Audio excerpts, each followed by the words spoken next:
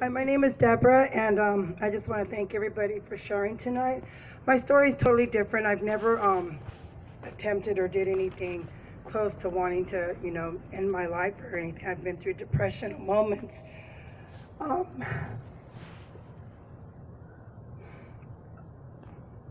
Mine is more on the outside, looking in.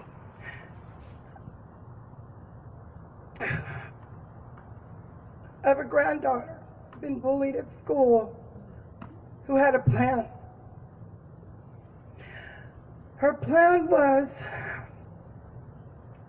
if she had the plan, that's the scary part that the social workers and the counselors said. Because of the bulliness that was so horrible, because she's special needs. She got horribly bullied. Her plan was to go to the Vincent Thomas Bridge. Her and her friend to climb and to jump and to end their lives because they got tired of being bullied. We didn't understand, and we didn't see none of this. How could it happen? We didn't see any of the triggers. We just know that the kids would shut down and they just had a plan. That's all we knew, was the kids had a plan and this is what we need to do and how to regroup. Same year, my daughter was diagnosed with terminal cancer. That same year, my husband and I, about 3 or 4 o'clock in the morning, we would get a text message and it says, "Pray for me." Well, we couldn't contact my daughter. We couldn't find my daughter. We made calls out to my daughter.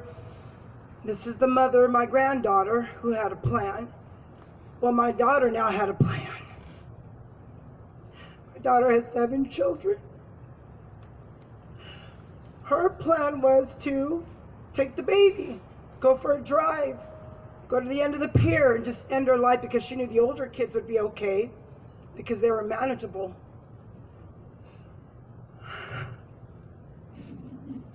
But her plan was to take the baby and just drive. But she had a plan. But thank God that we prayed and we interceded and we just said, "Oh my goodness, what can we do to help you? What can we do to make your life better? What can we do? What do we need to do?" We reached out because they had a plan.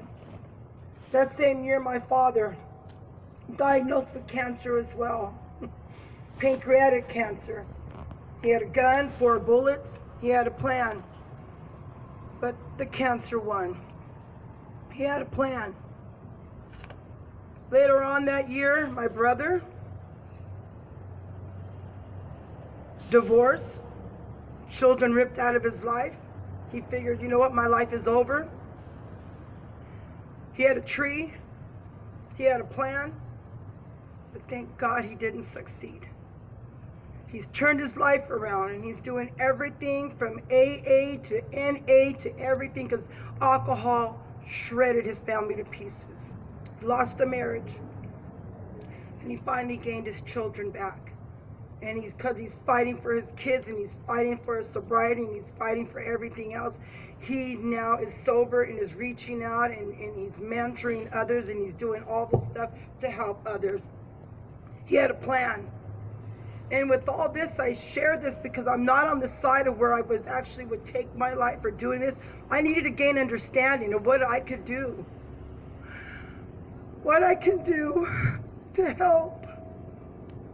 Because I didn't understand suicide and how a person can take their life. And for many years, I grew up being told in a religious, in religious realms that you kill yourself, you're going to hell.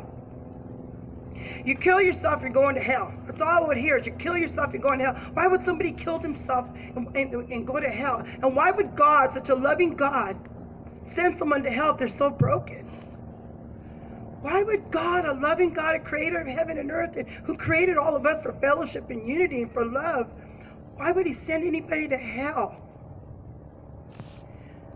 So I prayed and got understanding and I got revelation. That's not our God. So I share that because people have a plan. We don't know the plan. And I know this from being on the other side, that I was not judging these people because they've taken their lives or there's things going on. I didn't have understanding. And I apologize if I've ever felt different towards somebody who was dealing with the battle or going through something. If I didn't understand, if we don't understand, forgive us, because we don't understand how someone can be that hurt and that broken. But now I'm on the other side, and I know the deep pain, and I know the extreme sadness, and I know where someone can be so broken and where that pain comes from. Somebody shared earlier, and I wrote it down. You don't know what just one trigger, your reaction can take somebody's life. I think that was you, ma'am. And that meant a lot. We don't know what our reaction to something, how it can trigger, and that could be, that's it, I'm done. Boom, I'm done. Take a pill, whatever. The triggers, and we got to be kind. So when that season happened, and it was just so devastating to my family, I was just like, Lord, what's going on? My granddaughter, my daughter, my father, my brother, so much in just one season. So I wrote a little something, and it's suicide from the outside. It's not me participating in being that one that's the one that's going to take their life, but this is from the outside. And I wrote this in 2017, and I wanted to share it. Thank you.